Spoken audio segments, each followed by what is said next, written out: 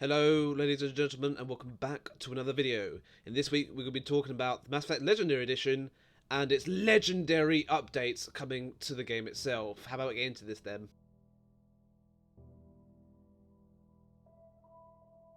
Okay, so I'm looking forward to this video because there's a whole load of information blowout and there's a lot to talk about. From the IGN YouTube video that we're going to talk about a little bit later on, from the information blowout from the Mass Effect Legendary Edition website itself.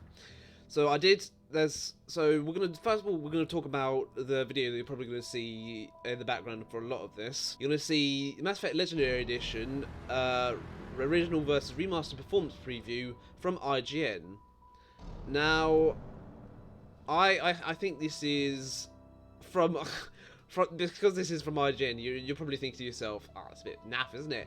No, this is actually pretty good. This is very well educated, very well put from point to point.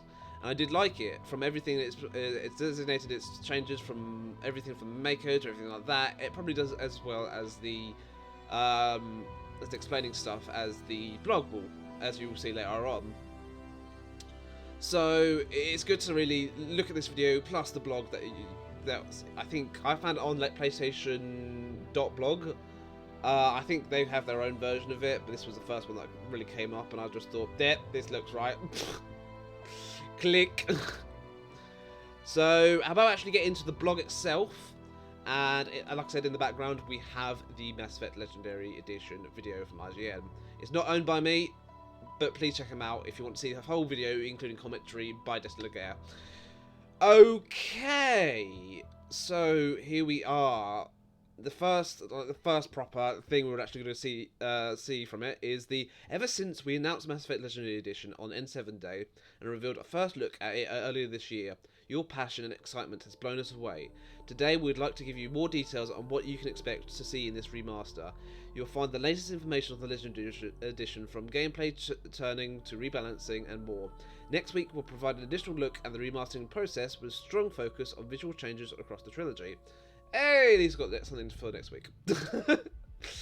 Let's get into it. Here's what the post contains in order: combat tuning, additional gameplay improvements, the Mako, unifying, modernizing the trilogy, and Galaxy at War rebalancing, specifically for Mass Effect 3. So all of these I'm really looking forward to, especially the combat tuning aspect of it.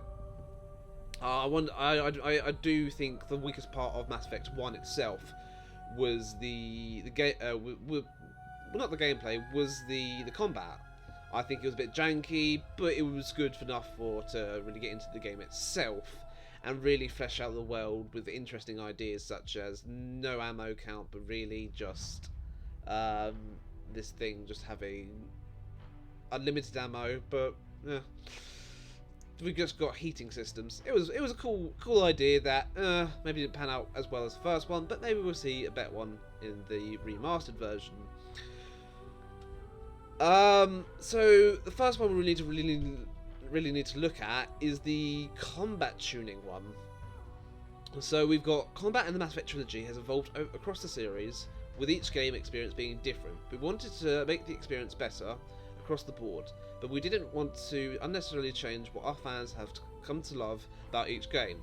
That proved a unique challenge, as the first game is quite different from the second and third in terms of gameplay and combat. Now this is a sentence and a half. That is true on all fronts. If you actually played between Mass Effect 1 and 2, a lot of people would say just skip 1 and go on to 2. Which I completely disagree on, because Mass Effect 1, you kind of need it for the story. That's my personal belief. But yeah, but at the end of the day, it's your choice of how you want to play this trilogy. You can probably go from 1 to 2 to 3, or you want to go to 2 to 3, or even, ironically, the best main aspect of the game, unincluded the endings, Mass Effect 3, you probably just want to play that. Mass Effect was heavily influenced by traditional RPG mechanics like the randomness of dice roll, which I still, to this day, want a proper Mass Effect... No, a KOTOR game like that still. So I still want KOTOR to be the exact same experience as the dice roll aspect, but just modernise it, basically. and pen and paper stat building. As a result, weapons in Mass Effect often feel less accurate and reliable than the gunplay in Mass Effect 2 and 3. We had the constant feedback that it was pretty frustrating to take a few shots with an assault rifle and suddenly have the reticle enlarged to span a large portion of the screen, so we looked at tuning the mechanics to provide a better handling without outright scrapping the spirit of the original games. I do like where they're going with this, to be fair. In the first Mass Effect, accuracy including reticle bloom and weapon sway, so it was pretty random at points, has been tuned across all weapons to allow players to maintain more consistent firepower while still managing their shots overheat meter. Already, I really do like the sound of this. We've also improved the aiming down sights, woo! Because that was awful. Honestly, the camera was just dog shit. I hated it. I got infuriated about moments where when an enemy would literally get so close to you, the camera would just like, nope. It was stupid, and then it also had that stupid automatic punch button. It was like, I don't want to punch. I don't like it. It was annoying, to say the very least. Camera review to be tighter on the combat so the ADS is more accurate, like the second and third games, and we improved the aim assist to provide better precision. These small behind-the-scenes changes collectively make combat much snappier, quote-unquote, putting more control into the player's hands. Abilities have also been rebalanced in the first game. For example, the immunity ability now grants a powerful defense buff that lasts a brief period of time instead of being a small buff that lasts indefinitely.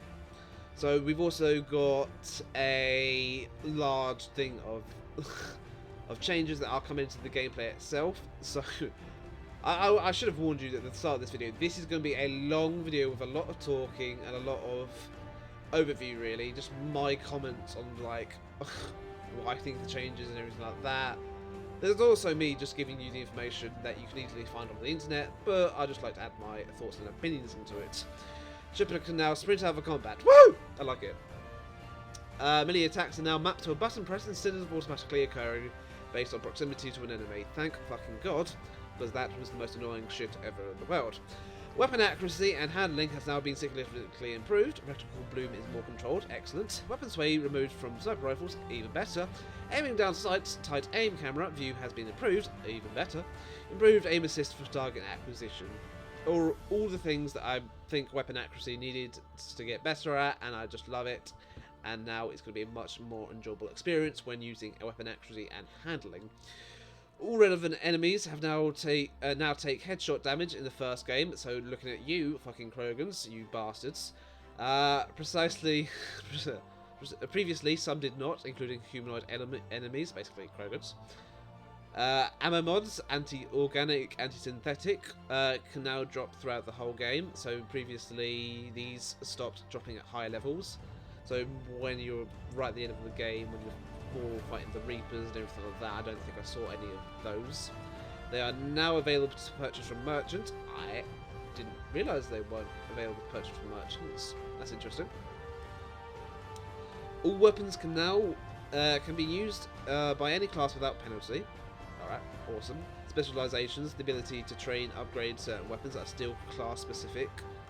That's actually pretty good, because like when I was using some classes, you think it's a bit weird that some of them are better with this, and yet when Shepard is just like this powerhouse of everything weapons related, and you think it just didn't make sense as a gameplay standpoint and a story standpoint. Weapons cool down much faster. Many gel usage has been improved. Oh thank fuck, oh thank fuck, oh thank fuck. Base cooldown reduced, awesome. Leveling benefits increased, awesome. Increased Liara bonus to cooldowns. Oh my god, this needed to be done. I don't know how to tell you this, but that was so annoying when I picked Liara as a character to play with, and her bonus was just awful. Inventory management improvement. Oh my god, thank you. This is amazing. I'm alright. This is just the first bit, and I'm like going, oh my god, oh my god, oh my god. So amazing. I love it. Items can now be flagged as junk. All junk items can now be converted into Omnigel or sold to merchants at once. inventory and stores can now be sorting functionally.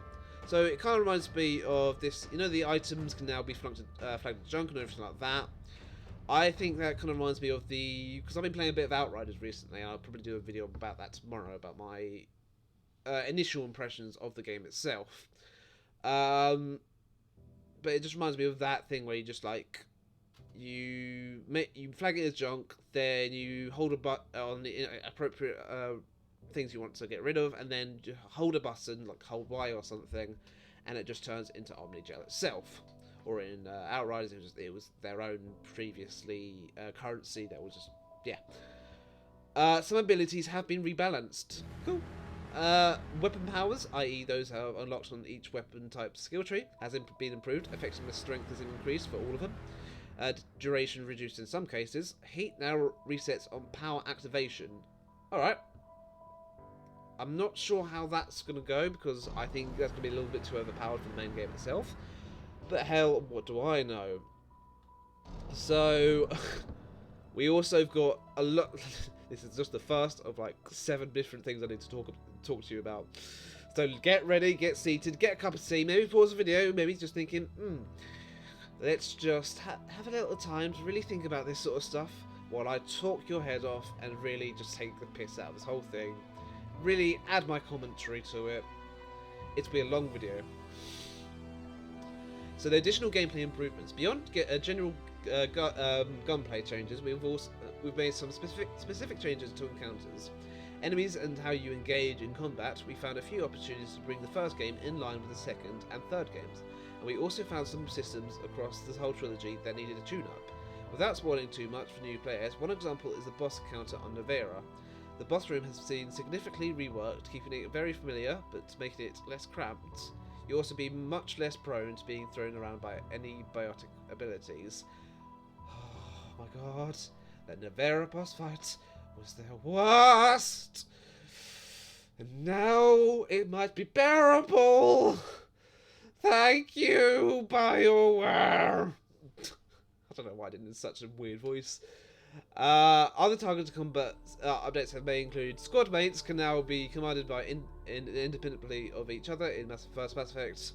Same way you can command them individually in Mass Effect 2 and 3, so they just work, and AI will work in the same way that Mass Effect 2 and 3 does, basically. Some boss fights and enemies in the first game have been tweaked to be fairer for players, but still challenging. Cool. Cover has been improved across the trilogy. Hey, I like it because I really did not like the soft cover mechanics we saw in the first Mass Effect game.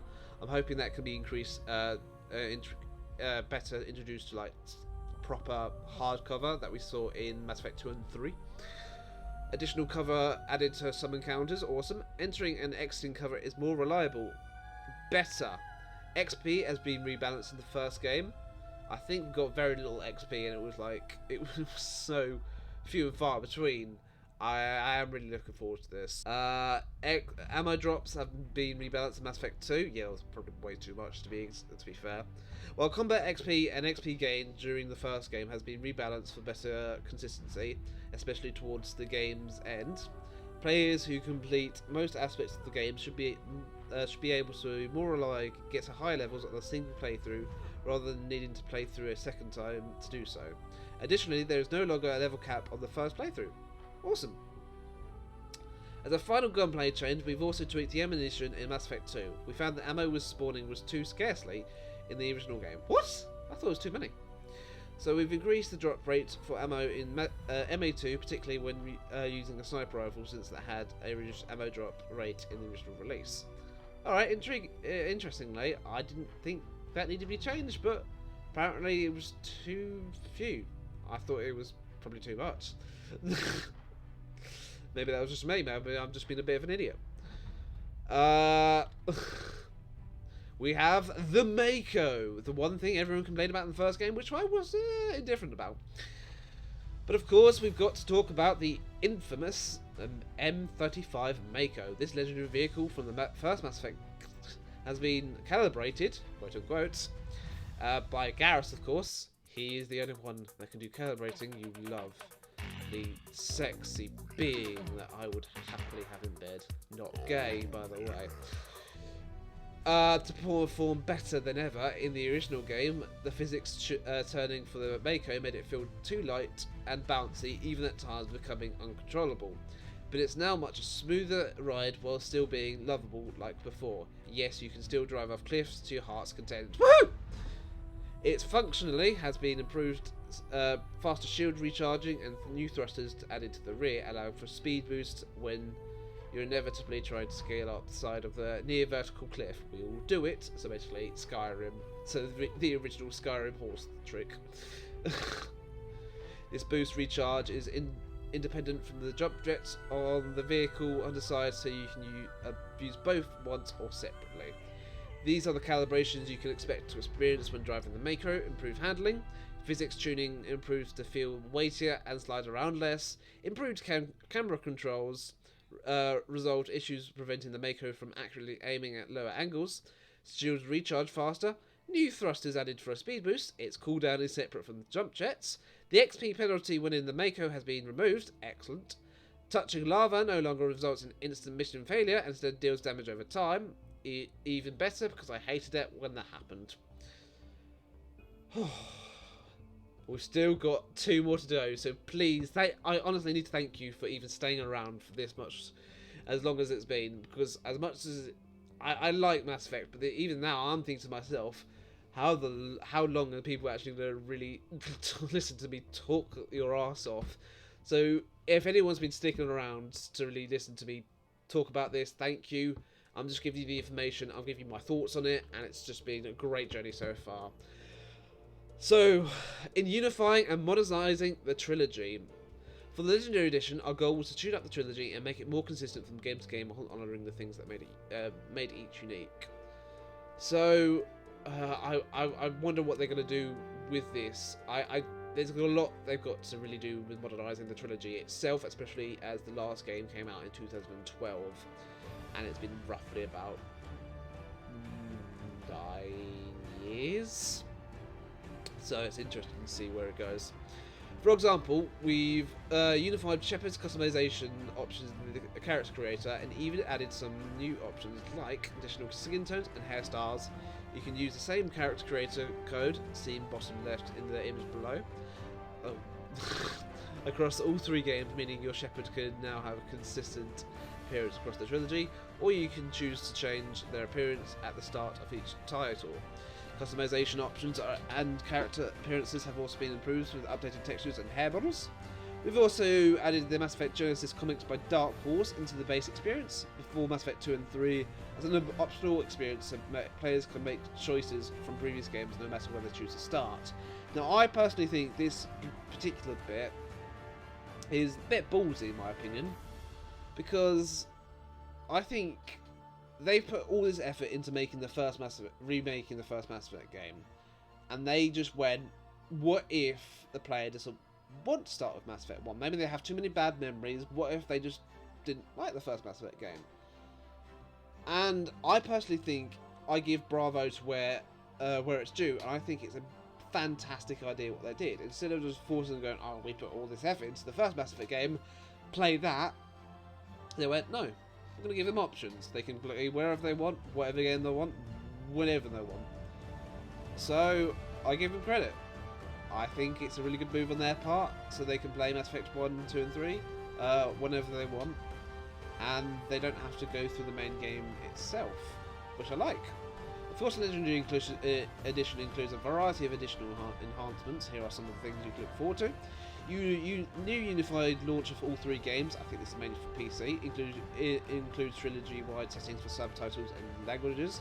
Saves are still unique to each game and can be managed independently of each other. Awesome.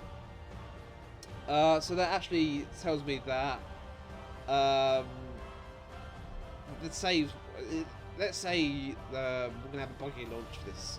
It's not uncommon, especially in 2021 with the pandemic and everything like that, that we're going to have a buggy ass game at launch. So if there's any corrupt saves that they miss, perhaps they can it can be only done to the first Mass Effect game. So you would only have to play the Mass Effect 1 again, or anything like that. So it doesn't affect the other 2 games, which I do like.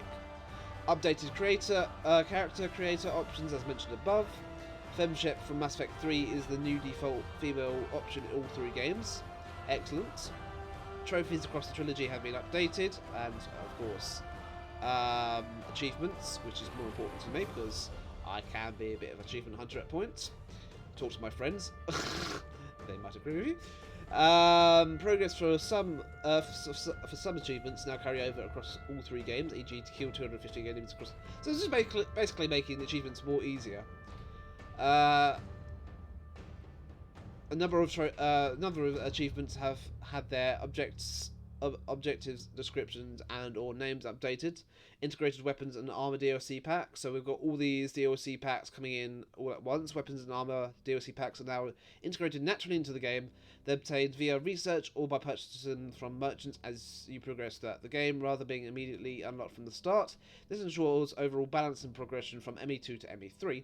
Recon Hood from ME2 and Cerberus Ajax armor from ME3 are available to start at each game. Additional gameplay and quality of life improvements. Audio is remixed and enhanced across all 3 games, which this should have been its own little bit, but fair enough, man. Hundreds of legacy bugs from the original release are fixed, but we don't know if there's going to be anything more from the game itself. So I do expect, because I do want this to be put in everyone's minds, don't expect this to be a release without bugs, because I do think there's going to be plenty of that. So that we've got one final thing. We've got the Galaxy at War rebalancing for Mass Effect 3.